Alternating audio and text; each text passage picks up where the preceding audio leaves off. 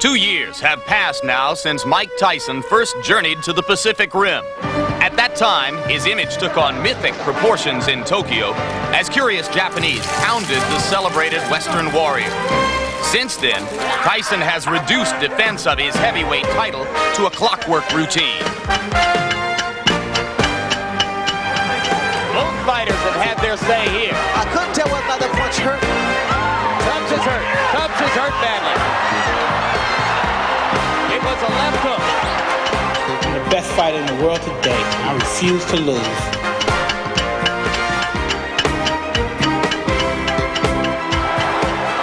Let's keep moving because every shot. Uppercut landed inside and Spinks went down. It was the left uppercut. I was surprised it was a body shot that put him to the canvas. And that is the first time Michael Spinks has ever been down in a professional fight. And he's down again and in serious trouble. A right hand right on the chin. My objective is to get in and out of the ring as quick as possible. I'll never carry an opponent.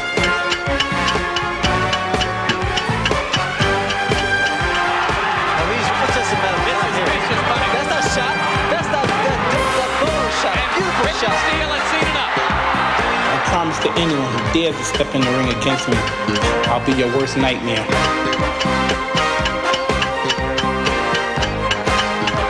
Because Wynn's left jab is so strong, that should help him as long as he keep that right hand up and watch Tyson's left hook, which is a powerful punch.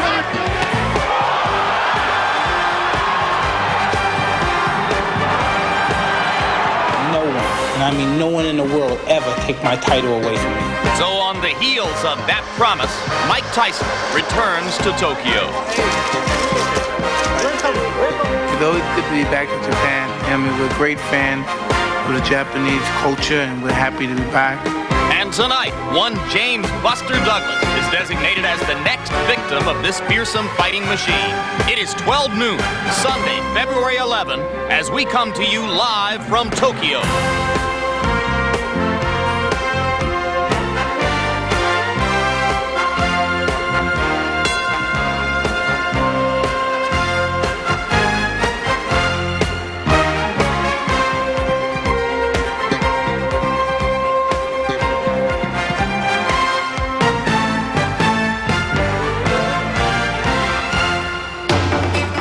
Welcome to a city where 24 million footprints daily cover a relatively small patch of turf. After an explosive decade of commerce, this has become the center of the world's economy. One of the planet's most expensive cities, yet also a city which worships ancient values and traditions. Capital of a land of uncommon beauty and uncommon culture. Among a handful of common interests, one is boxing. We are live inside Korakuen Stadium in Tokyo, Japan, as HBO Sports presents World Championship Boxing. Tonight, undisputed heavyweight champion Mike Tyson's 10th title defense against the challenger James Buster Douglas. It is scheduled for 12 rounds. And a look around inside this soft-ceiling, air-suspended dome, not unlike the Carrier Dome in Syracuse or the Silver Dome in Pontiac, Michigan. In this configuration for boxing, it will seat 63,000 people. There's some debate as to how many tickets have actually been sold, but as you can see, there are many empty seats. By no means a sellout. Attendance may be as low as 30,000 or less. But in ultra-prosperous Tokyo, all of the ringside seats at $1,000 apiece have long been sold. And hello again, I'm Jim Lampley. We at HBO welcome you and the world of big-time boxing back to Japan to test the theory that ticket buyers on foreign shores will purchase what Americans seem increasingly unwilling to shell out for: apparent mismatches for Mike Tyson in defense of his heavyweight crown. With me again now is our HBO boxing expert, ring legend Sugar Ray Leonard. And Ray, we assume that it becomes increasingly difficult for Mike Tyson to prepare for boxing matches that most of us see as non-competitive. You spent a couple of hours with the champion 2 days ago. What was his mood? I tell you, Jim, it's a very interesting setting because traditionally Mike would have a number of people around him. But this particular time, this particular fight rather, he's had about a handful of people there. And the reason being, I think Mike Tyson's aware that he's always under the microscope. His performances, whether they go 1 round, 2 rounds, they're highly criticized. So he needs to be by himself in a much more subdued and relaxed atmosphere, and that's what he has now. And of course, the man we like to have with us when we get ready to call one of these championship fights, HBO boxing analyst, the well-versed Larry Merchant. Larry, what are we about to see? Another 90-second annihilation of an ill-prepared opponent? Well, in the important game of expectations, this fight is over before it begins or soon thereafter. You have to remember that just nobody believes anybody can compete with Mike Tyson. In fact, Ed Schuyler of the Associated Press, when he arrived in Tokyo, was asked by a customs official what he was doing here. He said he was here to cover the Tyson-Douglas fight. How long do you expect to work? The customs official asked. Oh, he said, about 90 seconds. The good news is that Douglas has fought his best fighters against the best fighters he's fought, so perhaps we'll get a few rounds. Also, Jim, Douglas has a dog, a beagle named Shakespeare, and I believe that any prize fighter with a dog named Shakespeare can't be all bad. Buster Douglas tells us that his favorite Shakespearean play is the romantic tragedy Romeo and Juliet. Surely if Mike Tyson were asked that question, he would choose something more bloody and violent, perhaps Henry V or Macbeth. Here now, a look inside the violent boxing mind of the heavyweight champion.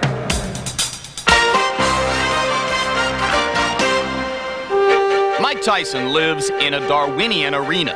Strength survives.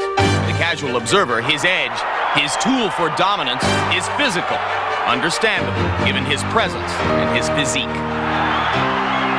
now Tyson moves in for the kill. 2 uppercuts in the left hand. Thomas trying to hold on.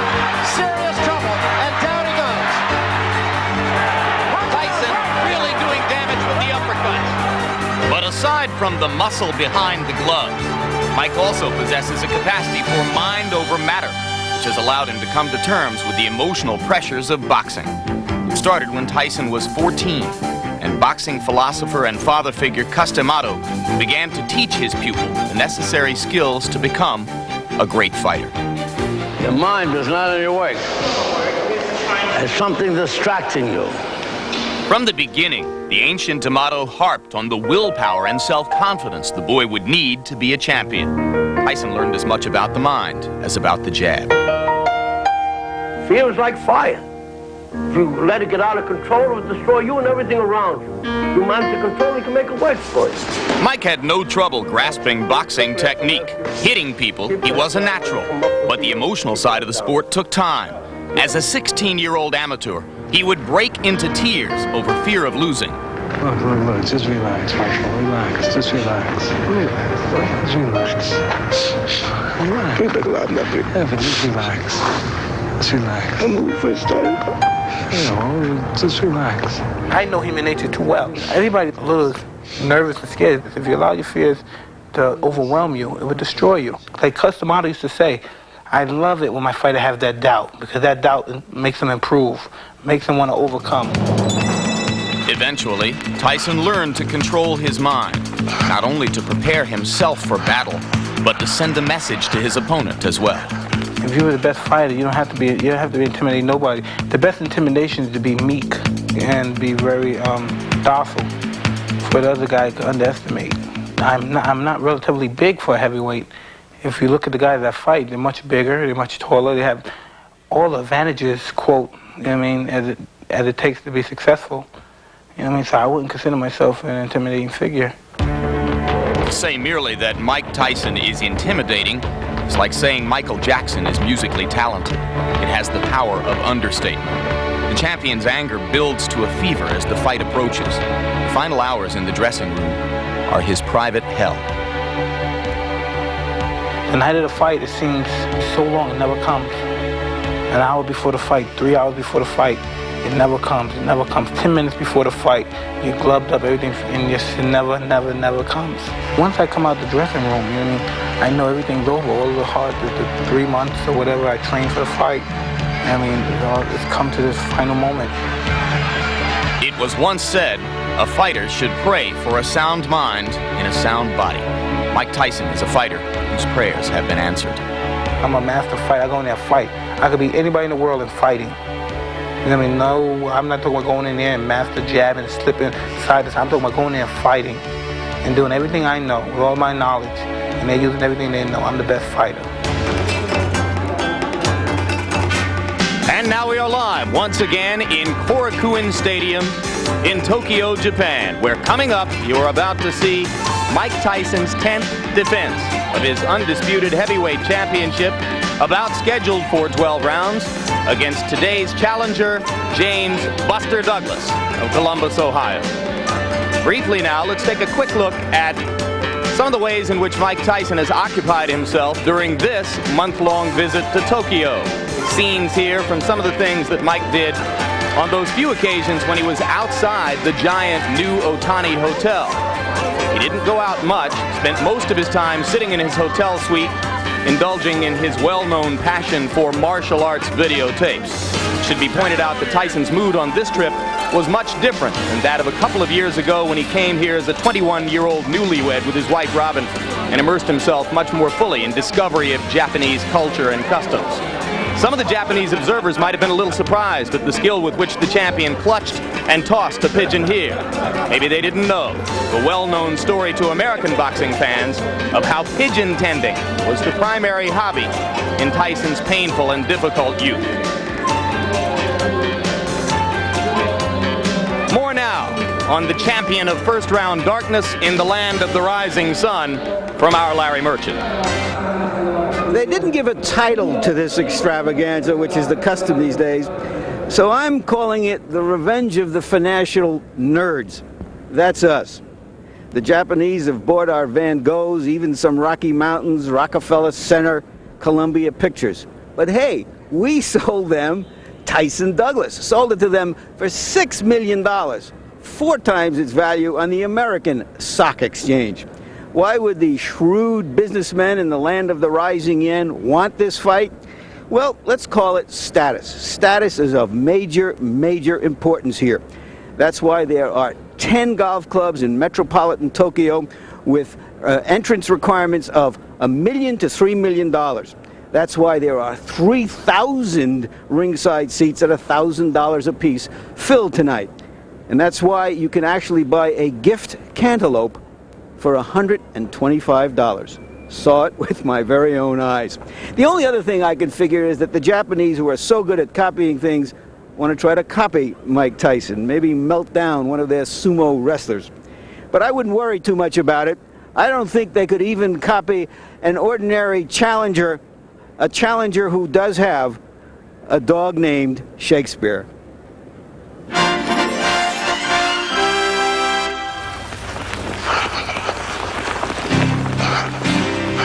The dream of becoming heavyweight champion is frozen into the icicles on Buster Douglas's face as he runs forward through the streets of his hometown, Columbus, Ohio.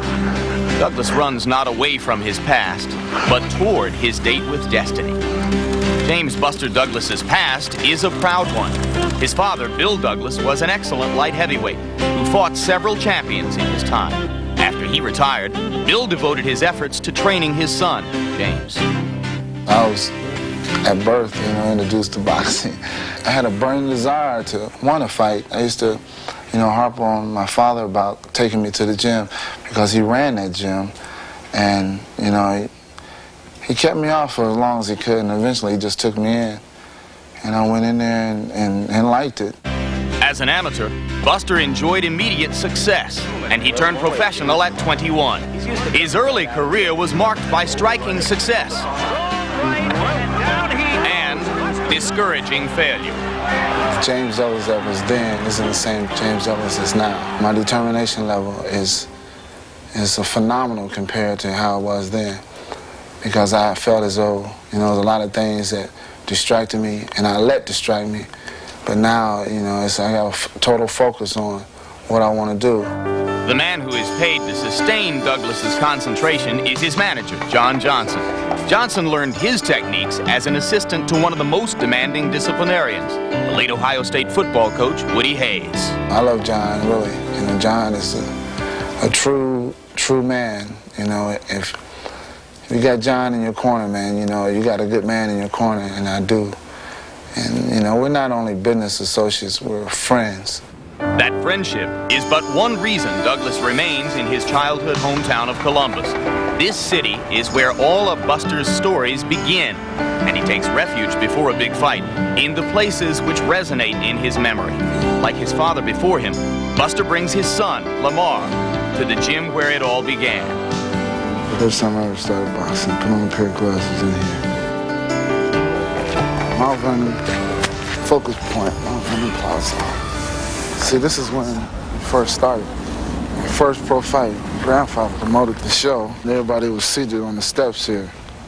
Then they had a few chairs close by the ring, but most of those were for the boxing commissions. But it was just seating everywhere. Everybody was just seated all around, back all up into there. 6 years later, Buster met Tony Tucker for the IBF heavyweight title. He lost the fight, and his longtime trainer as well. After a series of disagreements, Bill Douglas was expelled. The Douglas family was shattered. Buster's business started from scratch. We were all in the living room, and John pulled out this paper plate and said, well, at this point, this is what we have. What's on the plate? And on the plate was nothing. And he said, but this can turn out to be a tremendous ordeal if we all put our full effort together. Buster has since gone on a 6-fight win streak. And even if some of those victories have been less than Tyson-esque, he has beaten enough of the right people to be ranked number 2 by the IBF. But 23 days ago, a cruel blow disturbed his training. Buster's mother, Lula, died suddenly at age 46. She meant a great deal to me, and I'm going to miss her tremendously. But, you know, just got to go on. People now say Douglas has less chance than ever to win this fight. It's easy to be negative. I mean, it's easy to give up, say the hell with it. But to be positive and be strong and have the faith, it takes a lot, and I think that by becoming a heavyweight champion, that I would be able to, show the youth here that, it's possible to fulfill your dreams. Tonight, Buster Douglas attempts to live out his dream, a dream which sons of boxers everywhere have shared in common, to be called Undisputed Heavyweight Champion of the World.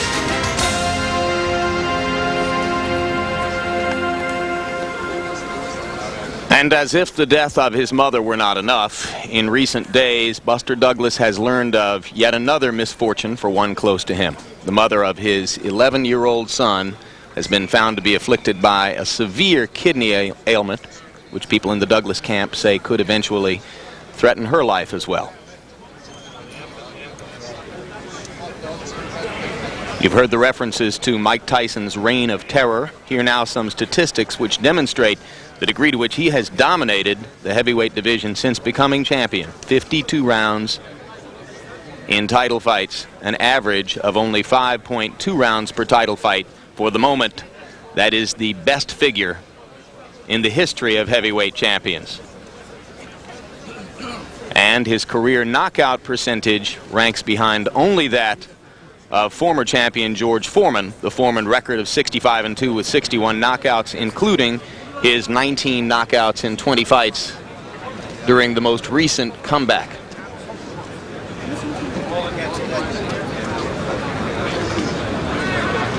This crowd is quite unusual in comparison to American boxing audiences, and this is not unusual for Japanese sports events. You hear the silence in the arena. It has nothing to do with any ceremony or any moment of condolence. It is simply the way Japanese greet occasions like this.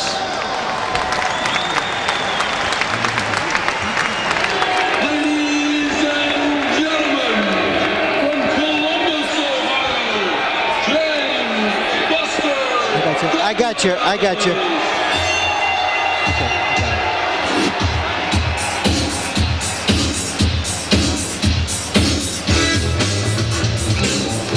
Now we strain for a look at 29-year-old Buster Douglas as he emerges from his dressing room, where we are told he has spent most of the last hour resting quietly.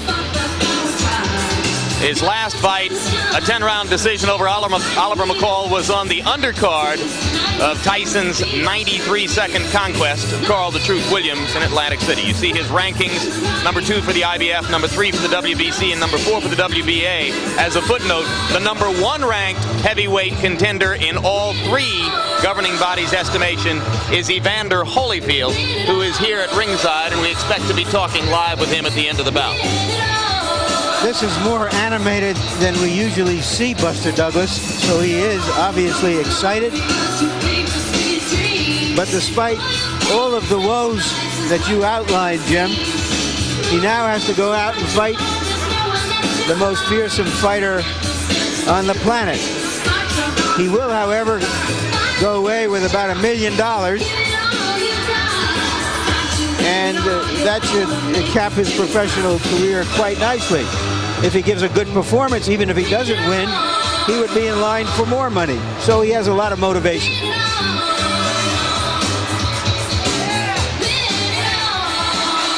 And there is the career record of Buster Douglas. 34 official fights. He did fight 1 bout, which was ruled a no contest. 19 knockouts among his 29 victories. And his 2 best victories were over fractional champions for a few days, Greg Page and Trevor Berbick. Look at that weight progression. In his 6th pro fight back in 1981, he weighed 208. 2 years later, he weighed 260. He was over 240 last July when he fought Oliver McCall. He enters here at 230 pounds, which would suggest that Buster's in pretty good shape. Well, I always mention to Buster Douglas that he doesn't have the discipline. He told me this is the new Buster Douglas. And here is the familiar Mike Tyson rushing toward the ring, wanting to get it on and get it over with. Flanked by the entourage, which, as Ray Leonard pointed out, is dwindling in size from fight to fight. Mike has turned this phase of a fight his favorite phase. He calls it like going out on a date. It's finally going to happen. Of course, his idea of a date is wham, bam, thank you, sir.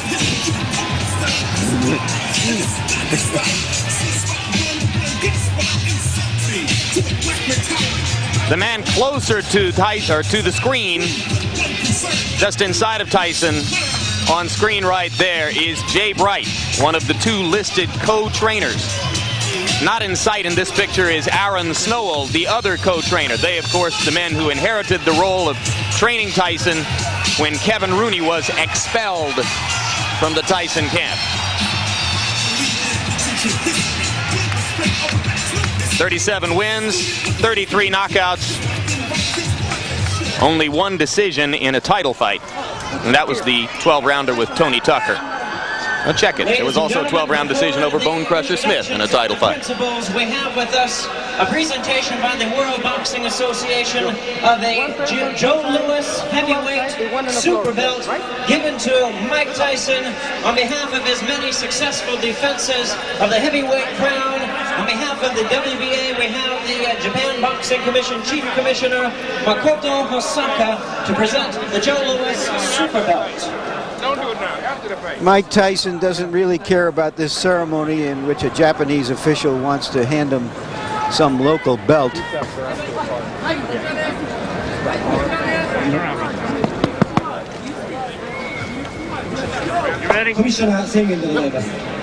This picture right here is really one of the more exciting moments in all of sports today. Just watching this athlete waiting to get it on. He's like a combination of Pavarotti clearing his throat and a bomb ready to go off.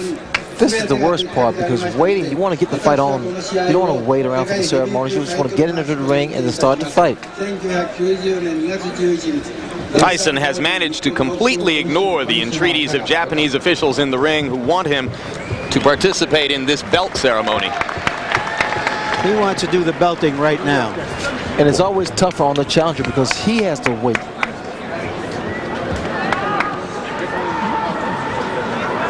We're told that Mike was, as is often his custom, pounding the wall in his dressing room with his fist in the half hour prior to his departure to come out to the ring. That was the case before his 4-round knockout of Larry Holmes. It was the case before his 91-second destruction of Michael Spinks. Now up to the ring announcer Jimmy Lennon Jr. for pre-fight introductions. We welcome you as Taken Boxing Promotions, in association with Don King Productions, brings you the main event. 12 rounds of boxing for the heavyweight championship of the world. Introducing the promoters, Mr. Akihiko Honda, and promoter extraordinaire, Don Only in America King. This bout is sanctioned by the World Boxing Association and the World Boxing Council in conjunction with the Japan Boxing Commission. Representing the WBA President Gilberto Mendoza, the Vice President and Supervisor, Dr. Manuel Virgilio Aispurua, and the Chairman of the World Championship Committee is Dr. Elias Cordova. Representing the WBC, we have the President, Jose Sulaiman, the Supervisor, Elias Ganem. Representing the Japan Boxing Commission, the Chief Commissioner, Makoto Hosaka. Introducing to you the officials as they are appointed, the ringside physician, Dr. Kei Suzuki. Timekeeper at the bell, Riichi Hirano. The judges, Larry Rosadia, Ken Morita, and Masakazu Uchida. Now presenting to you the referee in charge of this main event, Octavio Meran.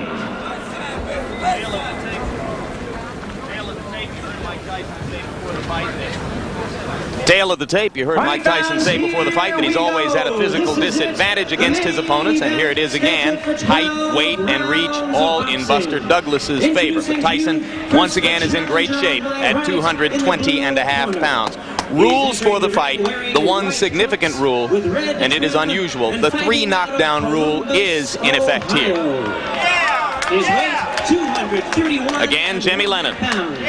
His record, 29 wins, 4 defeats, 1 loss, 1 draw, with 19 wins by way of knockout. He's ranked number 3 by the WBC, number 4 contender in the WBA. Please welcome the challenger, James Buster Douglas.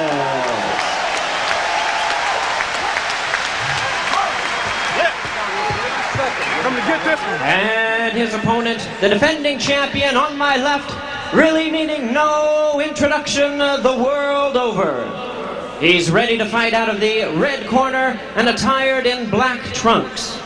Hailing from Catskill, New York, he weighed in at a ready 220.5 pounds. His outstanding record, 37 wins, no defeats, with 33 big wins by way of knockout. He's making his 10th defense of the heavyweight crown, introducing the undefeated, undisputed heavyweight champion of the world, the one and only Iron Mike Tyson.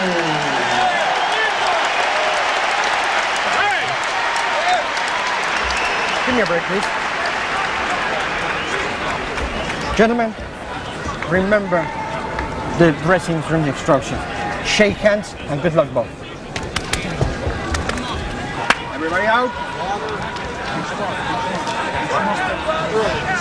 Douglas insists that he's going to shock the world in this fight. If he should upset Mike Tyson, it would make the shocks in Eastern Europe seem like local ward politics. He would shock most of the world if he could make it into the middle rounds.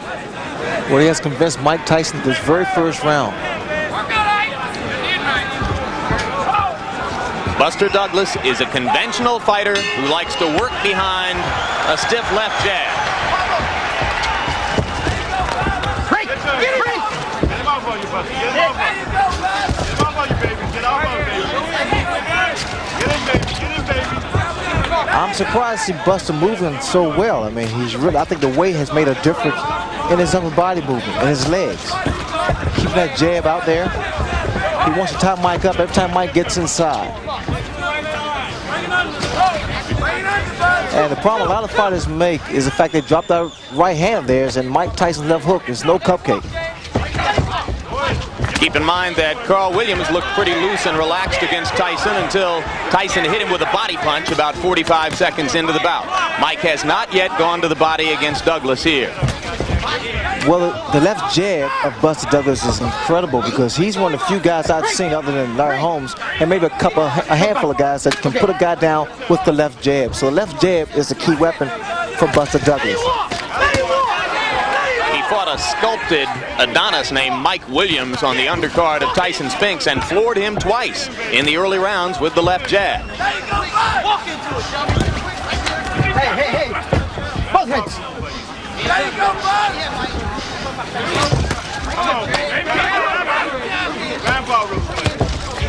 We're almost 90 seconds in, and as yet Tyson has done no real damage to Buster Douglas. Douglas punching on the break, and he gets a warning from Octavio Meran. Now Tyson begins to step in behind the left jab. He landed twice. Watch the right hand of Buster Douglas, but the problem I'm still seeing is the fact he steady drops that right hand after he throws it. Through a snappy-looking right-hand lead. And then tied up and on-rushing Tyson.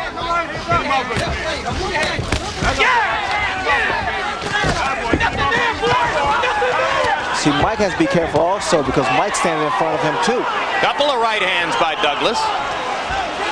Tyson landing the jab again, and Mike misses with the right. With taller fighters, Mike has to really work extra hard to get inside. And see, this is to Buster Douglas' advantage. Okay.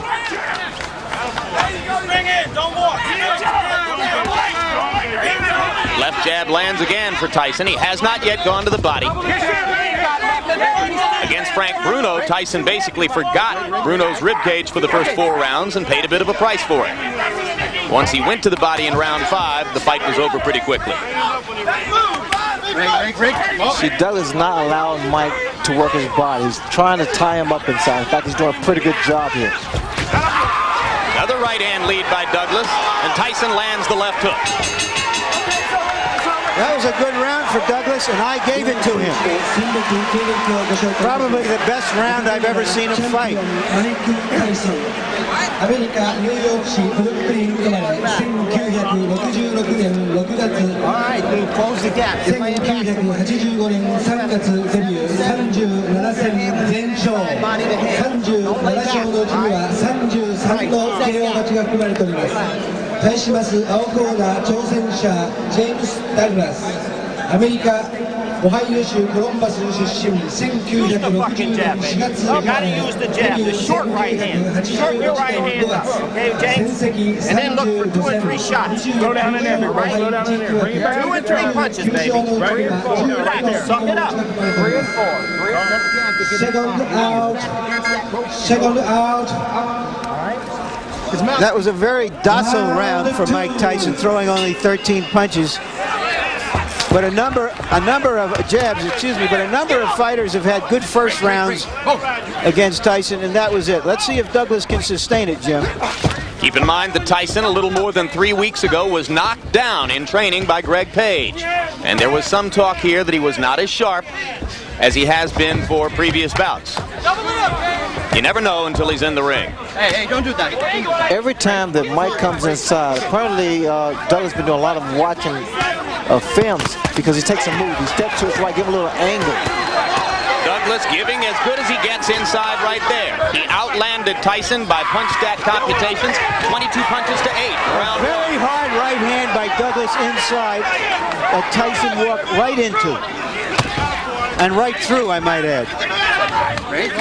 Left hook by Tyson was partially blocked by the right glove of Buster Douglas. We talked about intimidation before the fight. Douglas has so far shown no signs of being intimidated. See,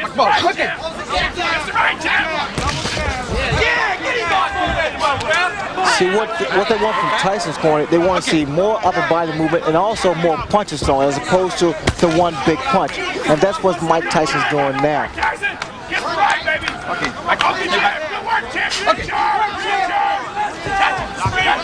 You in charge. Knock him out. Let him walk. Let him walk. Bring in there. Another right-hand lead lands for Douglas.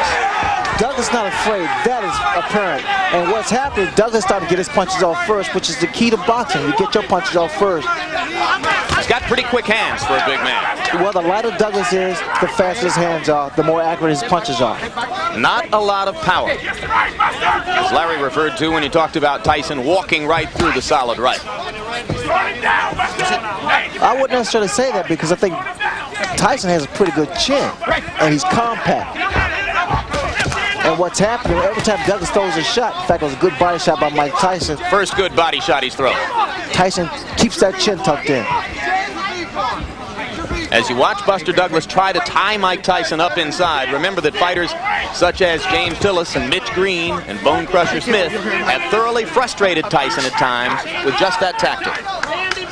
What I'm seeing now is the fact that Douglas is getting Mike Tyson to reach in. When you reach in, that's what happens. Another good right hand and a good right uppercut and two more good rights by Douglas. I don't think I've ever seen Tyson absorb that kind of a 4 or 5 punch combination before in his professional career. Now Mike is not going on, he's not attacking Buster Douglas, which indicates that there is some respect here. And also a little puzzlement, Ray. He just doesn't seem to know how to go about it. That's another good round that I gave to Buster Douglas. I don't think there's any doubt about that one. Close the gap, Mike. You ain't inside enough. All right? Come on now. Like you said, just come in, be calm. 7 seconds. Don't get that too much. Just like you on the pads, relax, Same calm. you had me bouncing inside, man. You get inside. Don't lay back, Mike. Remember, real hard to pressure, Mike. Moving your head to get in there. You just stand. Now let's take a look at that combination. Douglas firing away. That right was high, came back with a nice short left, a left jab, came up with a right and a left that missed. And there he comes back, still punching. Ordinarily, in that kind of situation, Ray, Tyson likes to duck, let the other man fire and finish, and then come back with his punch. And what Douglas did so cleverly was to smother him and not give him a chance to throw back. That's what I'm surprised about, that Mike has not retaliated after his opponent throws his combination. And listen to these numbers, guys. By punch stat computations, in the first 2 rounds, Buster Douglas landed 52 punches, Mike Tyson 16. Well, I don't know if he's going to shock the world, but Douglas has shocked me so far. Mike Tyson now is really furious now. He's really rushing this man coming in, but they may fall in the hands of Buster Douglas. Good left to the body by Tyson. That's the kind of blow which has done a lot of damage to previous challengers. You hear his corner, Tyson's corner saying, be smart, work your way in. Another good right, but Tyson comes right through it. Douglas still outlanding Tyson, out-throwing him. Again, Jim, the yellow from Tyson's corner is to work your way in, not to walk in there because that jeopardizes you, put you in a lot of trouble. Douglas accurate with the jab. Miran telling him not to hold and hit. No. Now what Douglas can't do, he can't allow himself to get frustrated and try to exchange with Tyson. That could be fatal.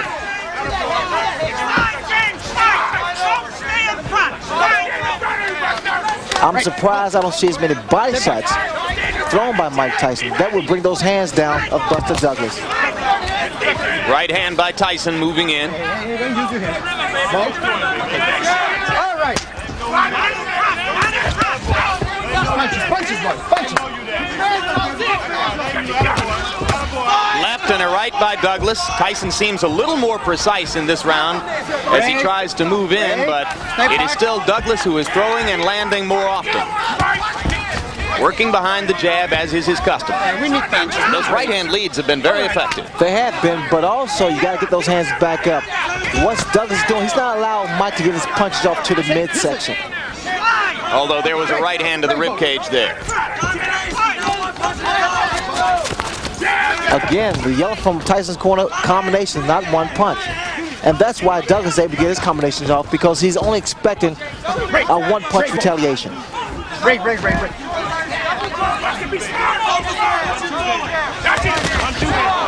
Tyson's trying to leap in behind the left hook. He landed that one under Douglas's chin, near the middle of the chest. Douglas with another right hand to the top of Tyson's head.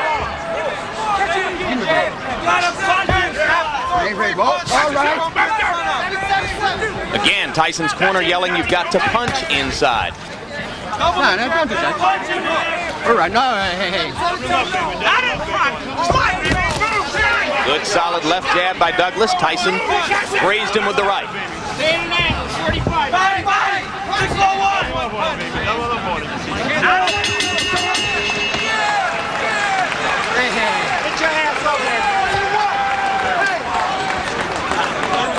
Breathe.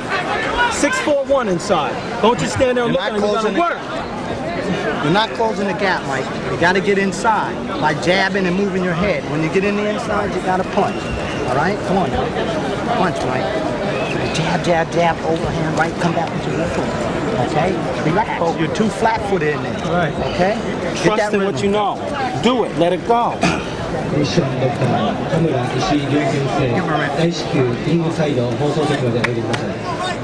Don't be so cautious with the punches. Let them go.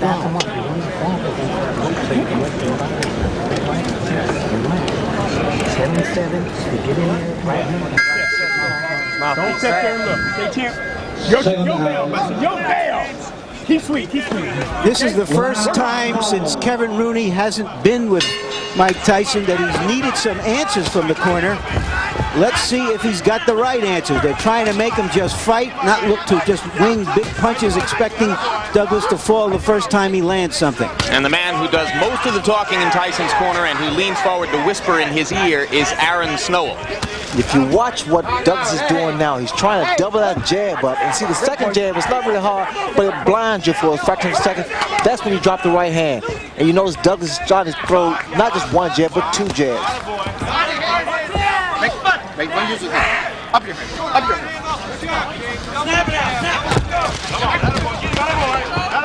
There was an expression on Tyson's face, and I can relate to that because sometimes you get into the ring, Jim, you just don't have it.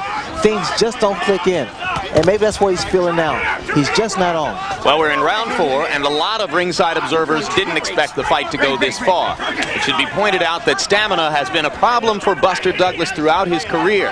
And in the last 2 weeks, he's been bothered by respiratory illness here. Was taking penicillin just this past week and antihistamines. You have to wonder how far he can go at this level of effectiveness.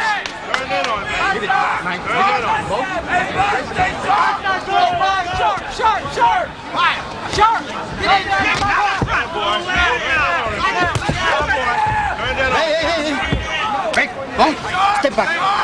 Good sweet. I love it. Douglas still landing the jab and then stepping away.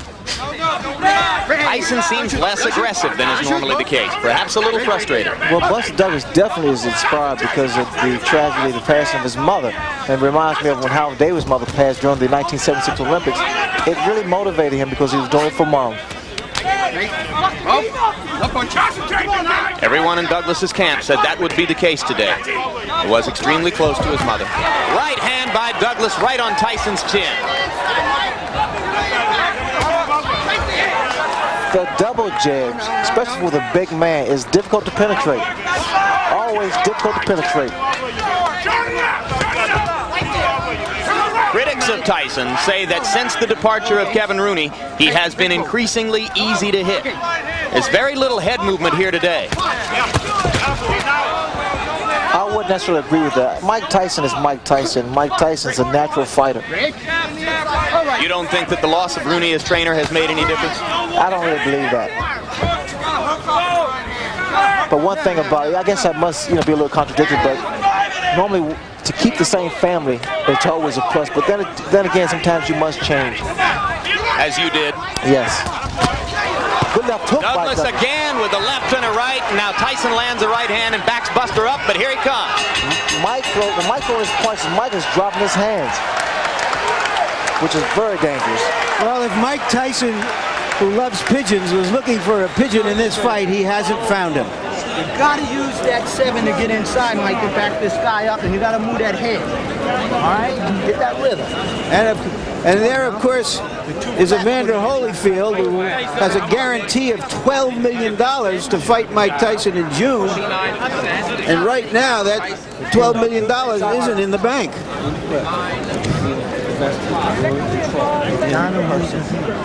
Okay?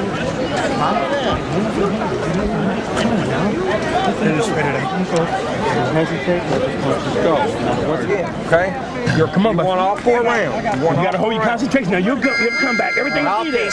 Everything will be there, champ. Come back, okay? You heard the Douglas people. Tell Douglas he's won all 4 rounds. And shockingly, I agree with them. Trainer J.D. McCauley and manager John Johnson very calm in the Douglas corner. He's thrown 114 jabs in the bout, and by punch stat computations, he has landed almost half of them. Extremely effective working behind the left jab, Buster Douglas. Now Tyson lands a jab.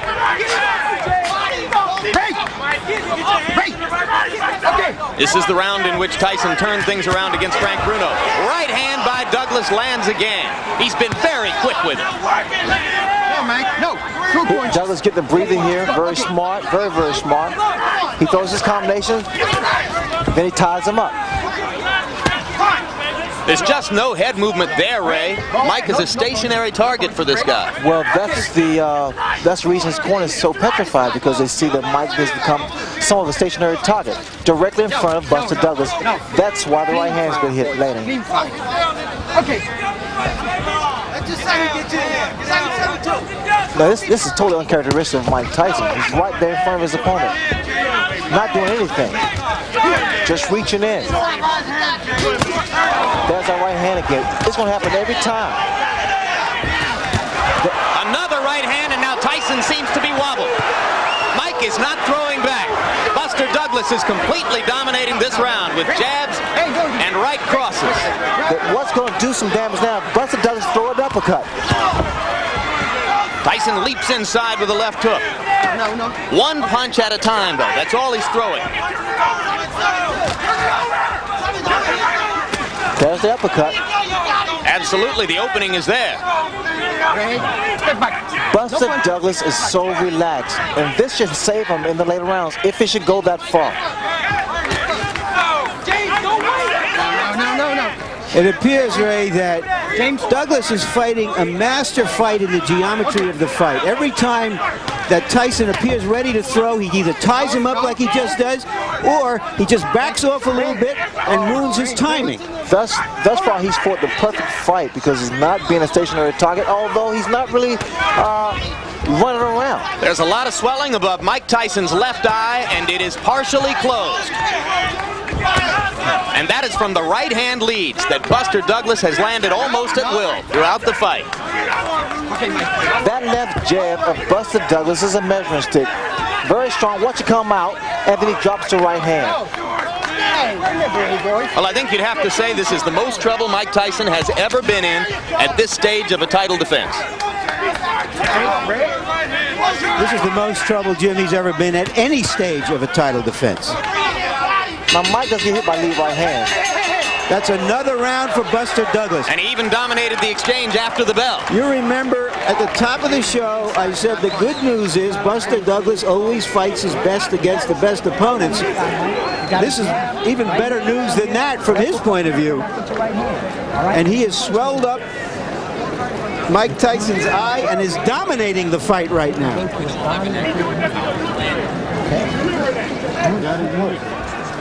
Now just watch this combination. A long right, a left jab hook somewhere in there, and he has been doing this over and over. Every time Tyson is willing, takes a punch and wants to fire back, Douglas fires back before he can. You begin to file through your memory for the biggest upsets in heavyweight championship fight history. Second out. I don't think there would be anything like this. I agree. This would create a new standard of upsets if this went on. Clay and Braddock, not as big as this.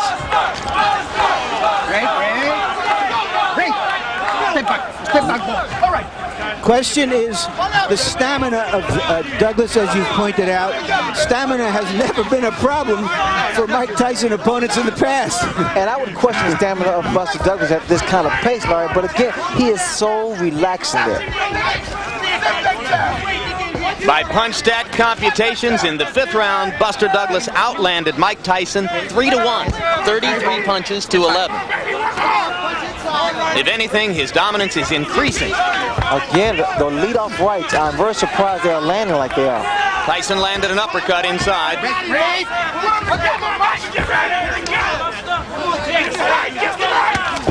And another right hand uppercut by Tyson. Douglas doesn't appear hurt. Well, as long as Douglas stay there, he's going to play right into Mike Tyson's hands. But the thing about all of this, Jim and Ray, is that he's never given Tyson a chance to use those amazingly fast combinations. Even when he gets hit, it's one punch and he smothers him, or he fires back. The combination which destroyed Bruno and which has been so effective against a lot of opponents is the right hand to the body, followed immediately by the uppercut. And that punch lands when a guy is against the ropes or in a corner. And Douglas has not been there. Tyson finally blocked a right hand lead. Sorry?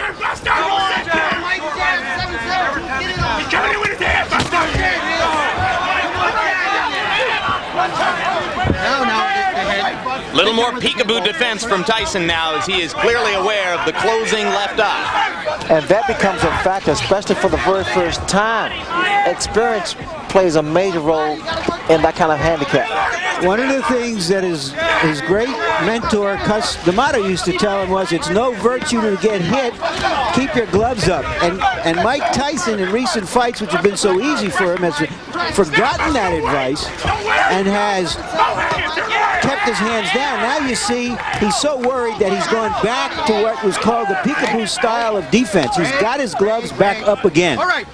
What I don't see is the upper body movement from Tyson, and that's why Douglas is able to land those kind of punches. No head movement. Tyson winging inside with a left and a right. No punches. Douglas again ties him up. Lead off right once again. Mike needs to pick the tempo of the fight up. He has to make Douglas work. So far, he has not done that. Douglas not quite as quick and active in this round as he has been in previous rounds, but there's very little drop-off. And the champion looks frustrated. Missed with the leaping left. A confident Douglas goes back to his corner, well ahead on points, you have to assume. I gave that round to Tyson, the first one I have. You're still laying on the outside on this guy. You got to back this guy up, right? You got to go to his body. Once you get inside, you got to punch, Mike. You definitely got to punch when you get in there, all right? When you get inside, don't look to hold. Use your hands. Set on your knees. You got your 2 punches going up the middle. Grease. Just the right hand. Come on, what you do now, baby? Stay alert. It's your fight. Your show. You understand me? Grease, baby. You got it won. Just stay in control. Just stay alert. Full control. This fucking guy's scared to death. That jab. Put shit on him. That jab's a shot, baby. The jab right hand. Yeah. All right. You gotta punch your hand. That's a 7. Everything off a 7. Round 7. Wait a minute. All right. Past the midway point of the scheduled 12 rounds. Few at ringside thought that Buster Douglas would make it this far. He has made it this far with a so far dominant showing over heavyweight champion Mike Tyson.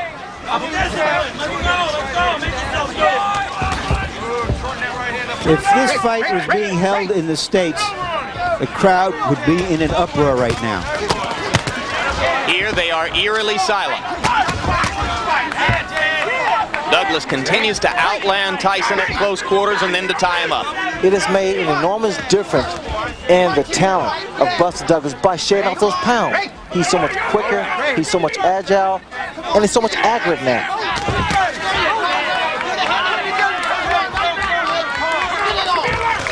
Buster needs to move a little bit more. He's standing, now he's starting to become stationary.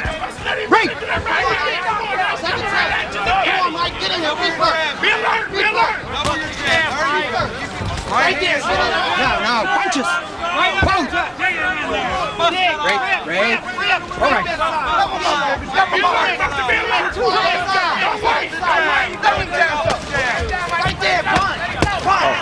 Low blow by Tyson. Miran was behind Douglas and didn't see it.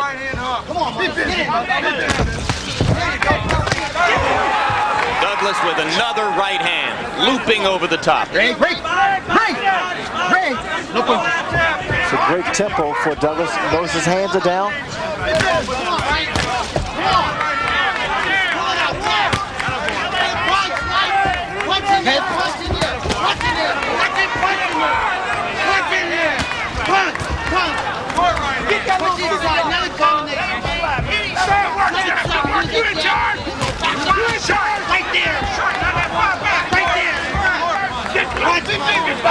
Tyson still leaping and lunging behind the left hook, desperately trying to change the tempo of the fight.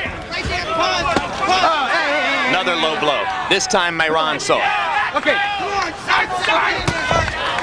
Another right hand lead for Douglas, partially connected. Left jabs right on Tyson's face. This is the first time I've seen a big man in the ring with Tyson use his physical attributes, the height and reach advantage.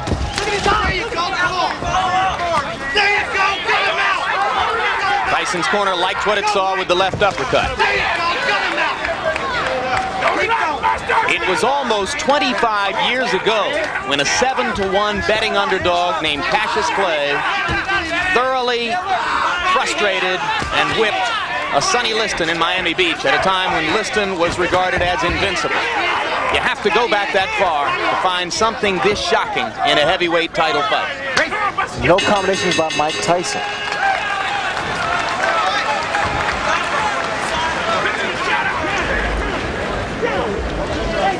Gotta throw combinations, all right?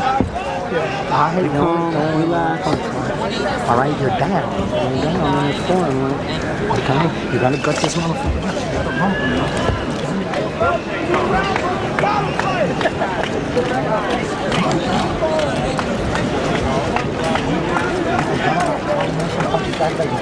You gotta brawl with this guy. Don't relax.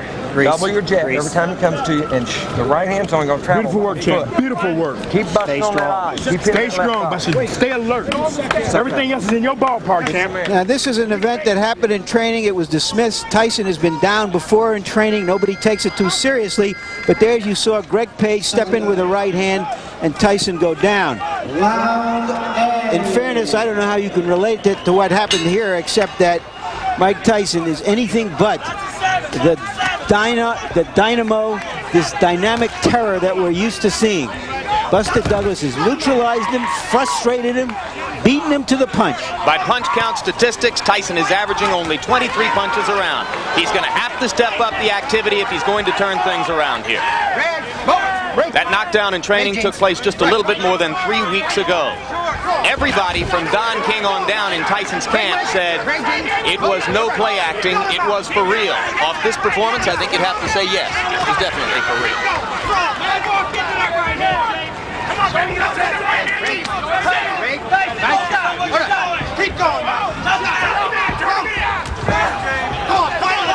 The graphic you saw between rounds demonstrated the huge disparity in jab effectiveness.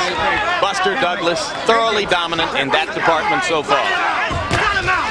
Another solid straight left jab right to the middle of Mike Tyson's face. I'm watching the legs of Buster Douglas. There's a lot of spring into his legs, which means there's a lot of life to his legs. We're in the 8th round, folks. A heavyweight champion regarded as completely invincible in these circumstances is in big trouble. Get it all! Come on! Right there! Punch it out! Don't relax, champ! Don't relax!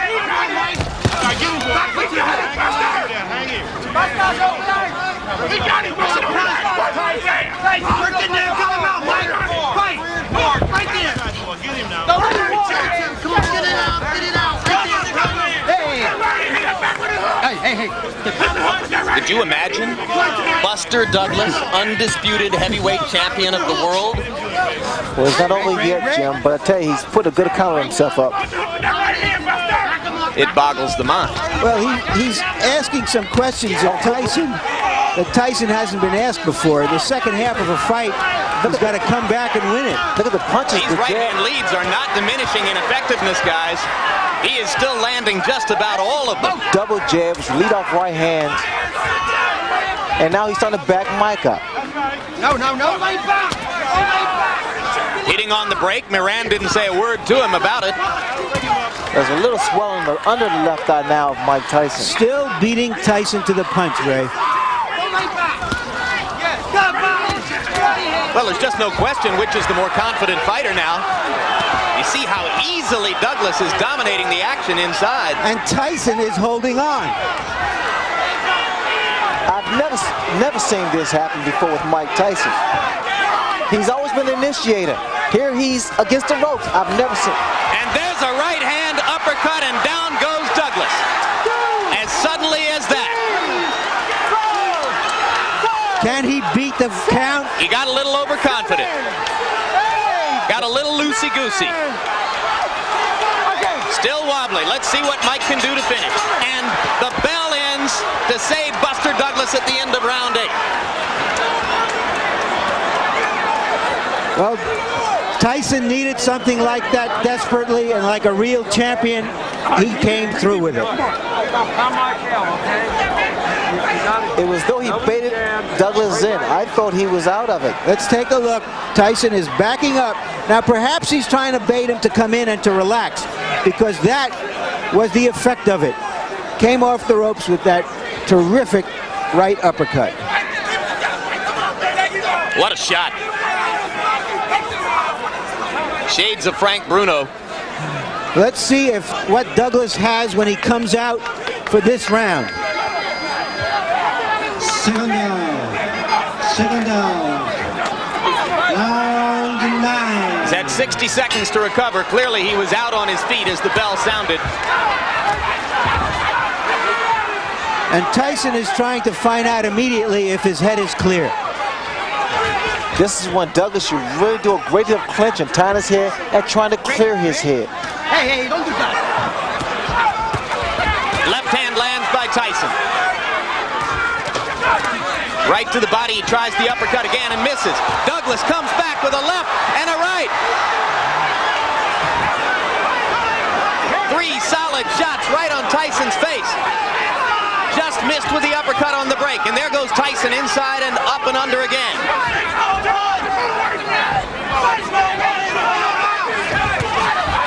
Solid right cross. Douglas wobbled again. Neither man playing much defense at this moment. They are just trading shots, and now both men look a little weary. Now, if I was Douglas, I would move now. Just move around. Just try to clear that head, clear those cobwebs. Tyson misses with the right over the top. And Mike has slowed down. Step back. Step back. Maybe a tiny bit arm weary. No, Buster. No, Mike. Step back.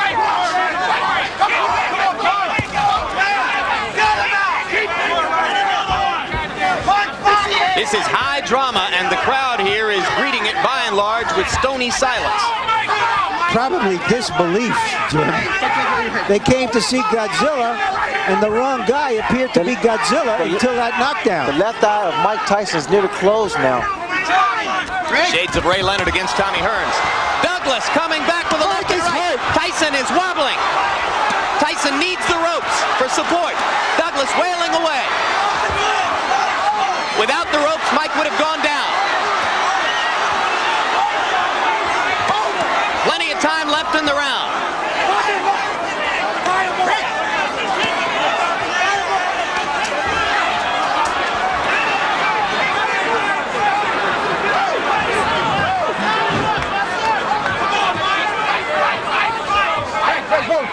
Both fighters weary from the pitched battle.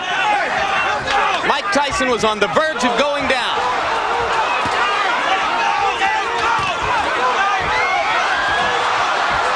And again, the champion wobbles back to the ropes.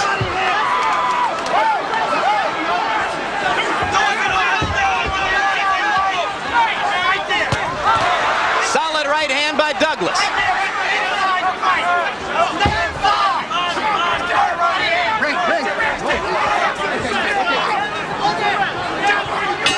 The most action-filled, heavy-punching exchange round of Mike Tyson's career. And Mike Tyson is hurt, his eye is closing, and he is behind in this fight. Let him go. Just an incredible surge of strength and life in Buster Douglas. Come on now. Let's go. You got him on. Let's take a look. 2 lefts, and just Buster Douglas is just going at him. And what he's doing is what other fighters who have had Tyson in trouble have backed off to admire their work. And when he got him in trouble, he went at him.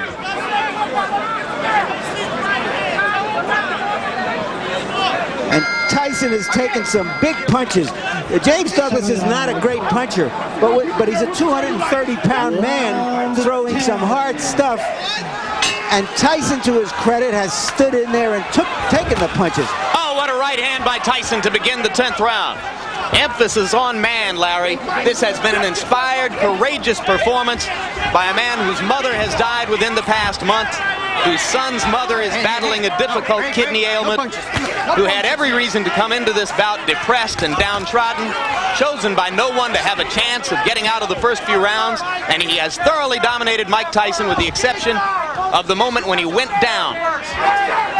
Well, the other day, John Johnson's Douglas' manager, and Douglas himself said, I am a new person now, and apparently he is. Well, he's been a whole different person than the one every boxing expert expected to see here.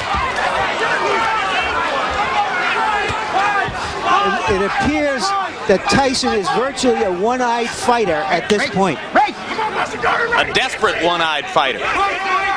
Brawling willingly just to try to get in the shot that will finish things in. Oh, the uppercut. What an uppercut by Douglas, and down goes Tyson.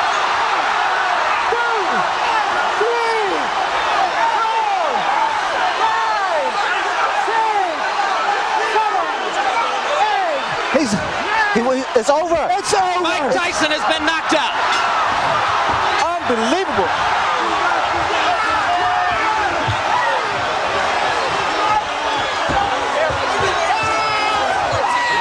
This makes Cinderella look like a sad story, what Buster Douglas has done here tonight. Let's go ahead and call it the biggest upset in the history of heavyweight championship fights. Say it now, gentlemen. James Buster Douglas, undisputed heavyweight champion of the world. I would be willing to say it's the greatest upset in boxing history. There seems to be a little pandemonium here. In Las Vegas, they wouldn't even put up any odds on this fight. And suddenly, Mike Tyson, perceived as this giant monolith, has been reduced to being another heavyweight champion who got defeated.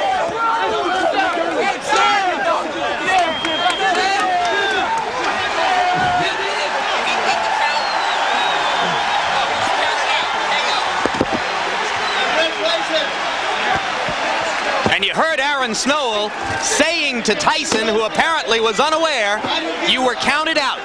KO.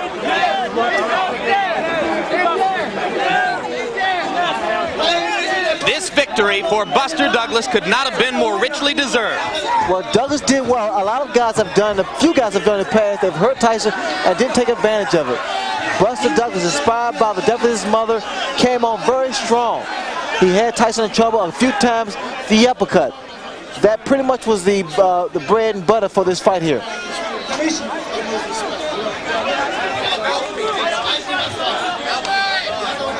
It wasn't just the power of the punches, but it was the accuracy and the number of punches that Buster Douglas threw. Sustained accuracy all through the bout. For 10 straight rounds, he was sharper and crisper and more accurate than the champion.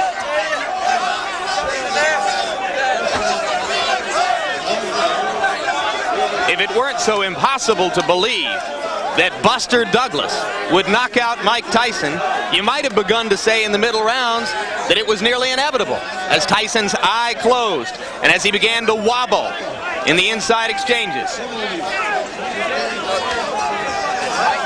But nevertheless, given the history of the champion, you continued to wait and wait for the moment when he would, with sudden fierceness, be able to turn things around. And he did knock Douglas down with an uppercut at the end of round 8. But Douglas came back to outclass Tyson in face-to-face exchanges throughout round 9. And then in the 10th, he took over once again and finished Tyson with the combination you saw. That was the turning point, Jim, when he was knocked down in the 8th round, Douglas was, and he came back strong in the 9th round. Ladies A heart as big as Japan's economic power. 23 seconds in round number 10.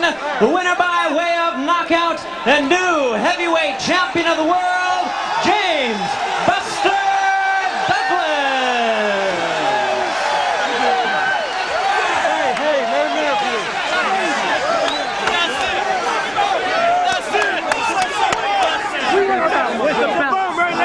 Larry Merchant is with the new champion. Larry, if you can hear me, take it away. It's all yours. All right, I'm with Buster Douglas. Buster Douglas, undisputed heavyweight champion of the world. Can you believe that? Yeah, it's happening. Take this out. Take this off. Why did it happen, James? Because I wanted it. Why? Why did you win this fight that nobody on the planet gave you? His mother. In what way? God bless her heart.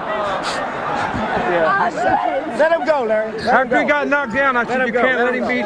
You want to go, James? No, let him talk. Number one, boy. Are you saying, I mean, you came out here more animated than we've ever seen you, more focused than we've ever seen you, and you're crediting it to the fact that the death of your mother just what? Focused your mind, what? I was already focused, you know.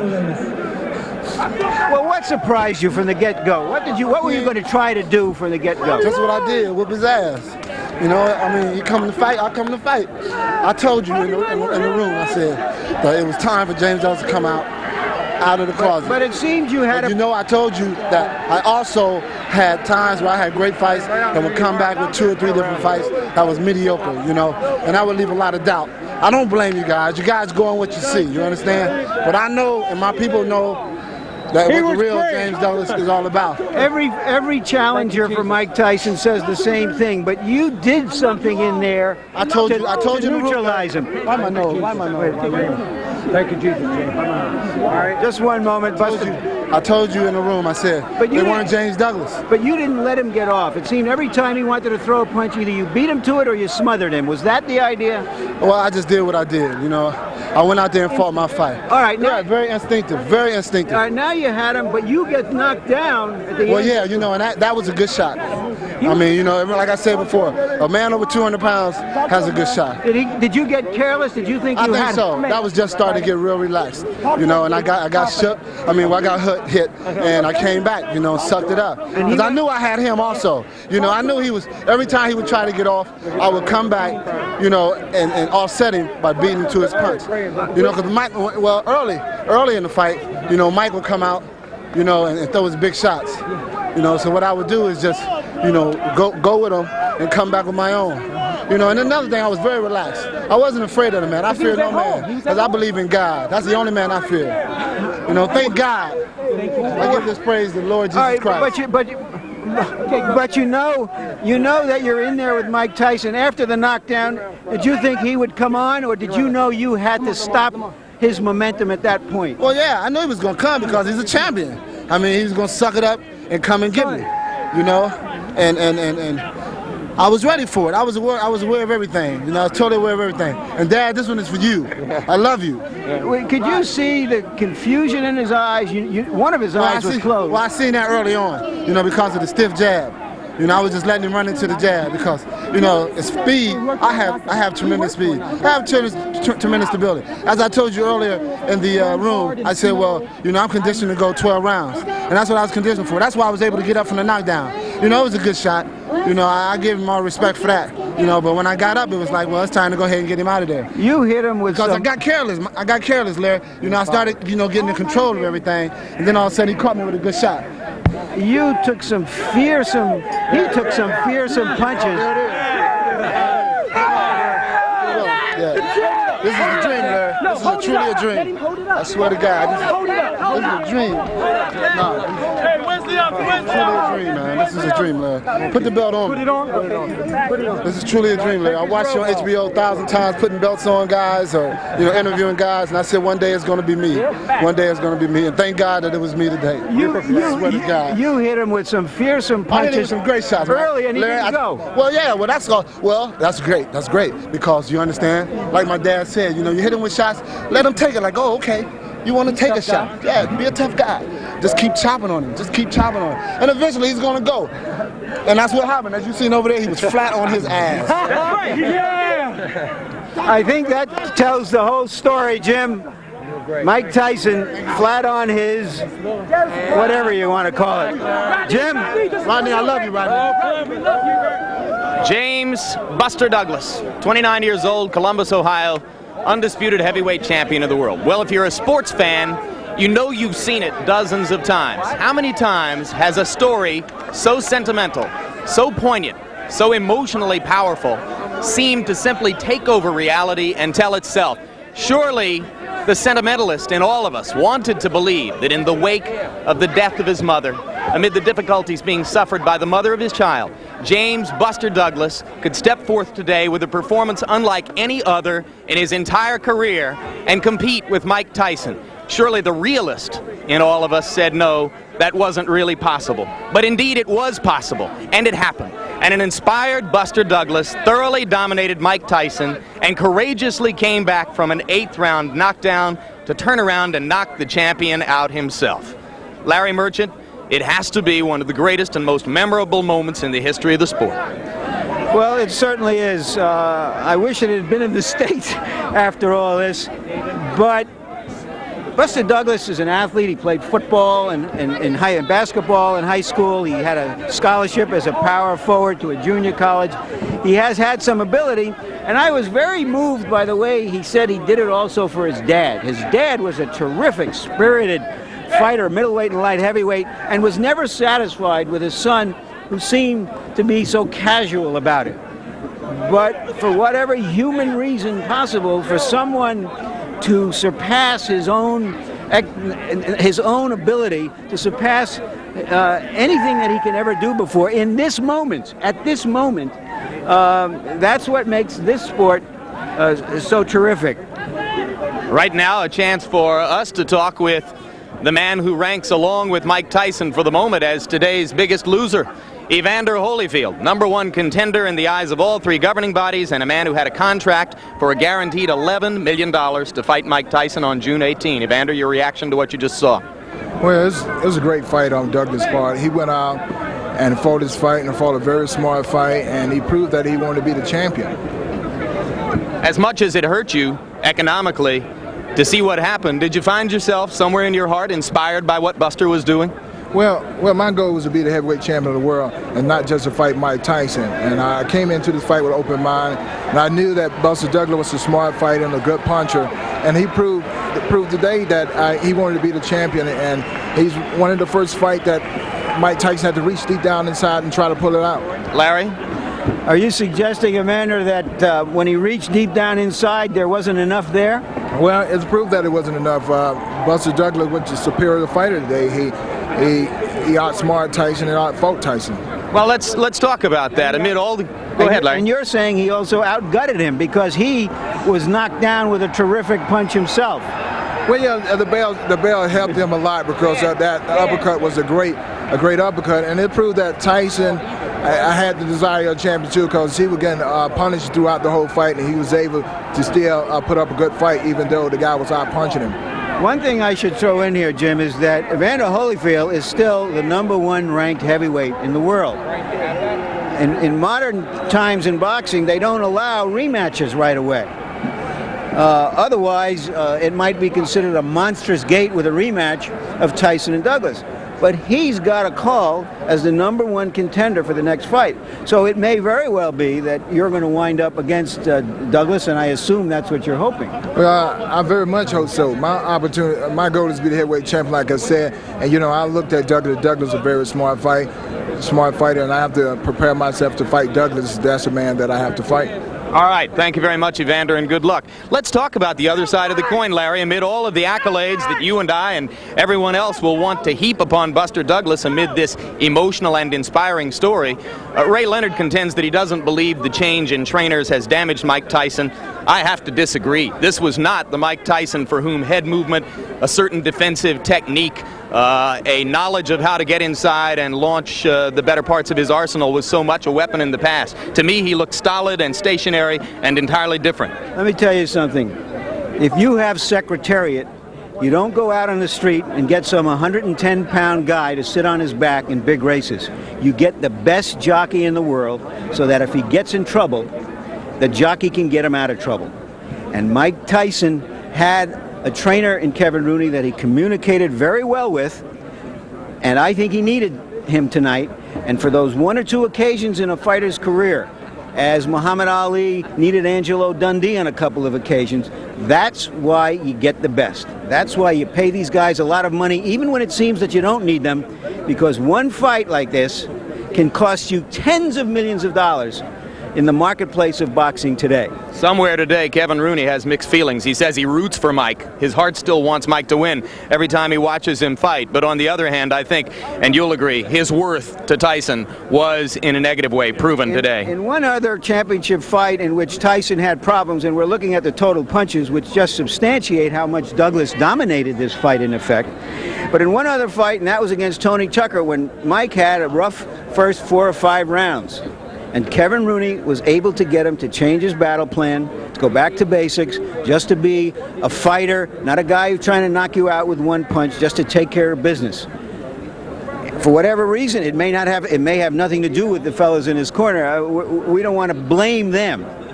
But it has to do with the fact that he was doing pretty good with Kevin Rooney, and he hasn't done pretty good without Kevin Rooney as of now. Incidentally, you're probably wondering if we are going to hear from Mike Tyson. We sent our Sugar Ray Leonard to follow Tyson to his dressing room to seek an interview with the former heavyweight champion, and Ray has been turned down. So apparently Mike will have nothing to say to us on this live telecast about his devastating 10th round knockout defeat today at the hands of the new undisputed heavyweight champion of the world, James Buster Douglas, a fight that I have already called the biggest upset in the history of heavyweight championship boxing history, and which Larry has gone me one better with by calling it the biggest upset in boxing history.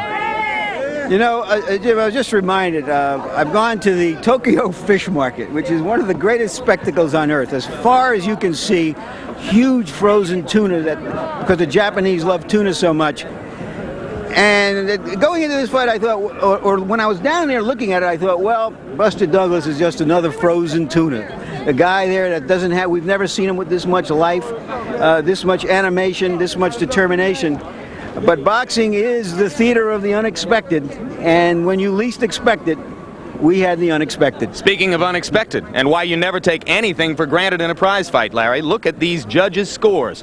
To the point in the bout at which Douglas knocked Tyson out, one judge, Larry Rosadilla of the United States, had Buster Douglas leading 88-82. But look at this. One Japanese judge, Morita, had Tyson leading 87-86. Hard for us to imagine what fight he was watching. The other Japanese judge had the fight even, 86-86. So if it had continued that way through the last 2 rounds, there was at least a chance of a draw or even a decision in favor of Mike Tyson, which I think we'll both agree would have been thoroughly unjust. And the biggest injustice in the history of boxing if that had happened. I just think, judging from the reaction of the crowd here, is that they just couldn't believe what they were seeing. I mean, the Japanese basically came out to see Michael Jackson, Madonna, the Rolling Stones. They came out to see a great performance by a star on the world stage. And you just couldn't get their minds clicked into what they were seeing. And that's why I said earlier in the fight, early on, before the show, the importance of expectations in a fight. And that how that shapes what you're watching. Sometimes it takes a long time to believe what you're actually seeing in a prize fight. In case you've just joined us, you missed a shocker. The once undefeated and undisputed heavyweight champion of the world, Mike Tyson, is no more. 37-1 now instead of 38-0. He was knocked out 23 seconds into the 10th round by a journeyman named James Buster Douglas, who now, at age 29, a few weeks after the death of his mother, and in the wake of learning about the life-threatening illness of the mother of his child, came up with the most inspired performance of his boxing career and is now the undisputed heavyweight champion of the world. So stay tuned now, as coming up on HBO, immediately following our World Championship boxing coverage, you'll see They Live on the East Coast and Police Academy 6 on the West Coast. Both programs will be seen in their entirety.